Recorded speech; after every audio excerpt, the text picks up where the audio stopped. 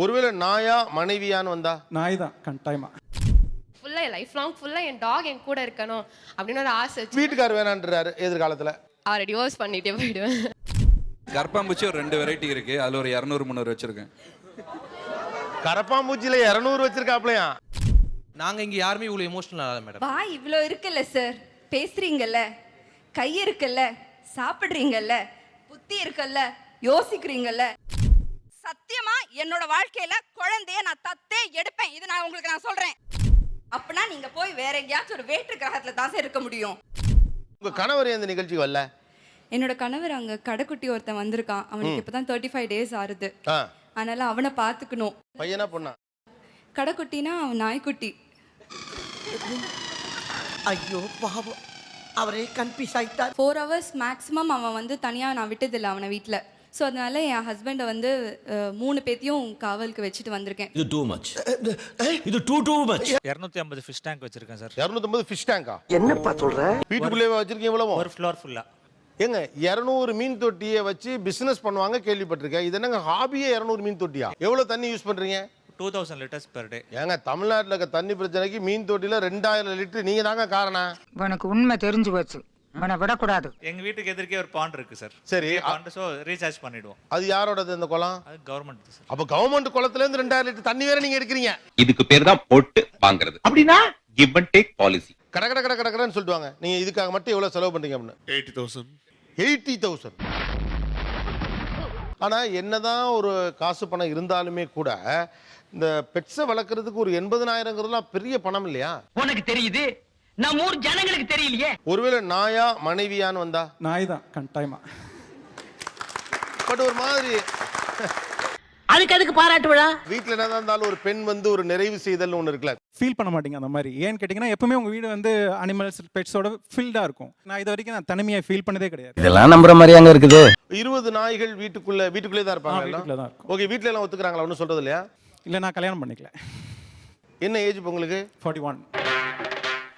இல்ல ஒருவேளை நாளைக்கு வர்றவங்க இதெல்லாம் பார்த்துக்காம போயிடுவாங்கங்கிற மாதிரி ஒரு ஃபீல். அது ஒரு ரீசன் தான் கட்டாயமா. ஏன்னா நம்மளோட விருப்பத்துக்கு அகைன்ஸ்டா இருந்தாங்கன்னா கஷ்டமா இருக்கும். நம்மளால ஒத்து போக முடியாது. என்னால முடியலடா. உங்களுக்கு ஒரு விஷுவல் போட்டோமா நான் இப்போ உங்களுக்காண்டி? ஐயோ அப்படின்னீங்கல்ல, உங்களுக்கு தான் அது.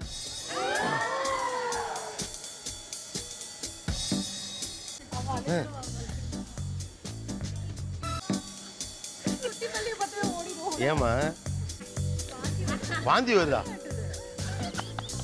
கண்டிப்பா எனக்கு வந்து கோடி ரூபாய் கொடுத்தாலும் அது நான் பண்ண மாட்டேன். எனக்கு பல்லினாலே பயங்கர பயம். ஒரு மாதிரி கொல்லன்னு இருக்க மாதிரி இருக்குமா, அதை பார்த்தாலே அப்படி இருக்கும். இது என்ன பிரமாதம்? இதை விட பெசலைட் ஒண்ணு இருக்கு. கரப்பாம்பூச்சி ஒரு 2 வெரைட்டி இருக்கு. அதுல ஒரு 200-300 வச்சிருக்கேன். கரப்பாம்பூச்சியில 200 வச்சிருக்காப்லையா? நீ மனுஷனே இல்ல தெரியுமா? யோசிச்சு பாருங்களேன், அப்படியே கண்ண மூடி யோசிச்சு பாருங்க. ஒரு 200 கரப்பாம்பூச்சி, ஒரு 200 கரப்பாம்பூச்சி நடுவில் நீங்க அப்படியே ஒரு தேவதையை போல நிக்கிறீங்க. அப்படியே கரப்பாம்பூச்சிகள் உங்க மீது ஏறி. வீடியோ பார்த்ததுலேருந்தே இப்போ வரைக்குமே ஒரு மாதிரி வாமிட்டிங் சென்சேஷனாகவே இருக்குது. ஒரு கொமட்டுற மாதிரியே ஒரு ஃபீலிங் இருக்குது. அதிலும் கற்பாம்பூச்சினா அது அங்கங்கே பறக்கும், வேற ஒரு மாதிரி அக்லியாக இருக்கும். இப்போ இக்வானெல்லாம் பார்த்தீங்கன்னா அது வந்துட்டு யூரின் பாஸ் பண்ணும்போது கண்டிப்பாக கேஜ்குள்ளே பாஸ் பண்ணாது, அது ஸ்பிட் ஆகும் வெளியில. அப்போ வந்துட்டு அது வெளியெல்லாம் ஆயிடும். கர்மா அங்க அவுட்டர் சைட்ல நான் என்னெல்லாம் வச்சிருக்கேனோ அங்கெல்லாம் ஆயிடும். பட் ஈவன் தோ என்னோட ஹஸ்பண்ட்க்கு ரொம்ப பிடிக்கும், எனக்கும் பிடிக்கிறதுனால அது க்ளீன் பண்றதை நான் அது ஒரு எப்படி நம்ம ரொட்டீன் ஒர்க் வீட்டில் பண்ணுவோமோ அந்த மாதிரி நான் வச்சுக்கிட்டேன். நீங்களா யாருடா? அதே மாதிரி தான் வந்து இப்போ என்கிட்ட இருக்க பறவைகள் அது முதல் நாள் முட்டை வச்சதுன்னா ஒரு 3 நாள் கழிச்சு இந்த முட்டையில வந்து கரு கூடும் சார். 5 நாள்ல அது ஒரு ரத்த நரம்புகள்லாம் ஓடும். அது நம்ம ஒரு லைட் அடிச்சு பார்த்தா தெரியும், அந்த துடிப்பு தெரியும். என் குழந்தைய பிறந்தப்ப எடுக்கும் போது எனக்கு என்ன ஃபீல் வந்ததோ, எங்களுக்கு அந்த ஒரு பறவைகள் அந்த பிறக்கும்போது கையில இருக்கும்போது எங்களுக்கு ஒரு ஃபீல் இருக்கு சார். ஏய், நீங்களா எங்கேருந்து வரீங்க?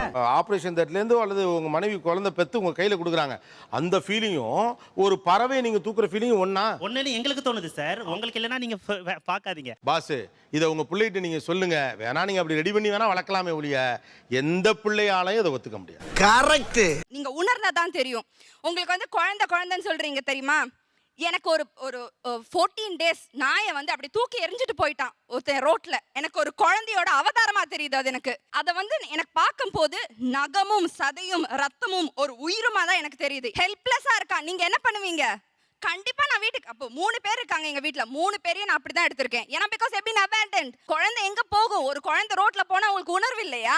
இந்த கிளி கிளிக்கிறாள் எந்த ஒரு காரியா இருப்பா? இந்த அனிமல் மேல இருக்கிற பாசம் 21 வருஷமா ஏன் மனுஷங்க மேல வரல உங்களுக்கு? எப்படி அது உங்களுக்கு தெரியும் மனுஷன் மேல வரலன்னு சார்? நீங்க தத்து எடுக்கலையே.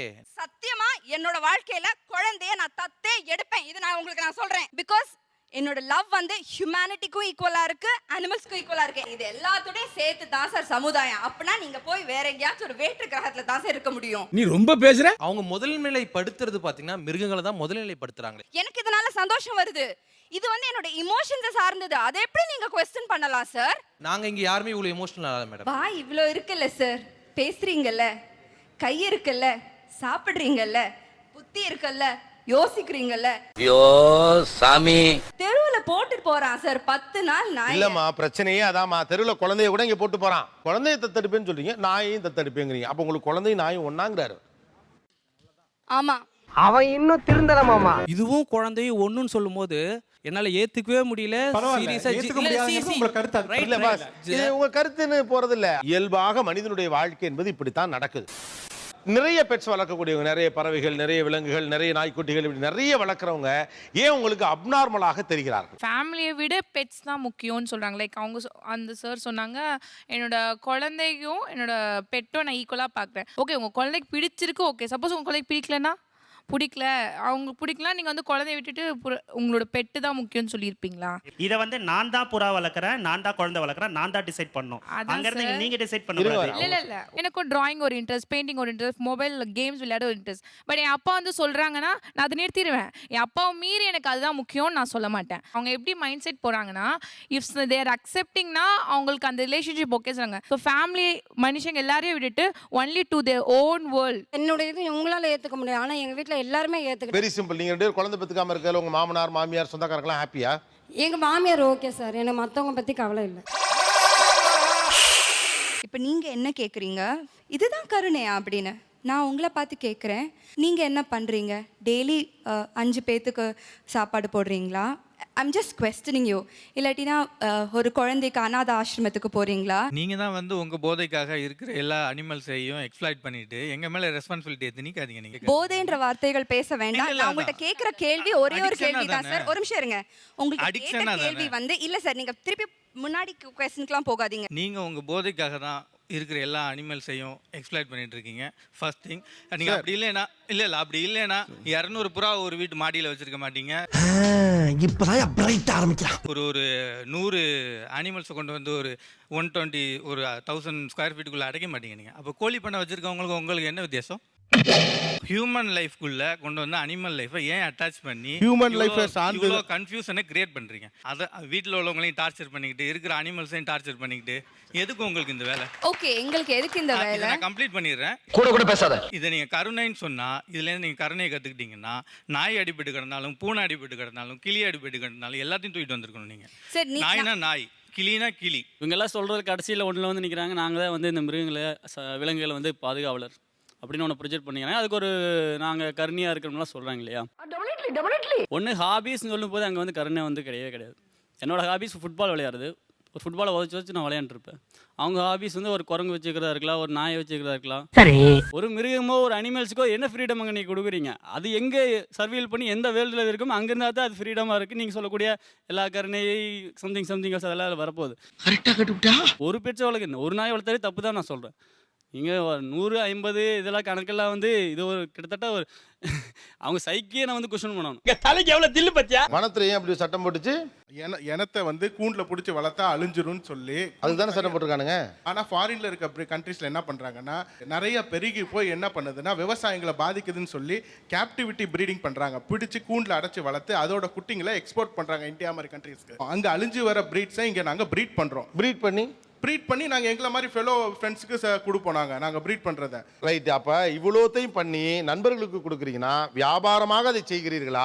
ஒரு பொருளை மெயின்டைன் பண்ணணும், ஒரு 100 பேர்டை மெயின்டைன் பண்ணணும்னா 50,000 ரூபாய் மினிமம் வேணும். அட பாவி, நம்ம அது ஒருத்தருக்கு இனாமா கொடுத்தா ஃபர்ஸ்ட் விஷயம் அவங்களுக்கு அதோட மதிப்பு தெரியாமல் போயிடும். 2வது விஷயம், ஏதோ ஒரு வேலை நீ எனக்கு சாப்பாடுங்க, அது என்ன பறவைக்கு என்ன சாப்பாடு போடுங்க அந்த விலை கூட கொடுத்து எடுத்துட்டு போகணும். எவ்வளோன்னு கேட்குறேன். நீங்கள் ஒரு எக்ஸாட்டிக் பேர்டு ஒரு பேர் சொல்லுங்க. ஏதாவது காக்கொட்டுன்றாங்க, அதெல்லாம் ஒரு 6 விற்கலாம். அது எவ்வளோ விலை? அது ஒரு 1 லட்ச ரூபாய் இருக்கும். 1 லட்ச ரூபா இருக்கும். எத்தனை விற்கலாம்?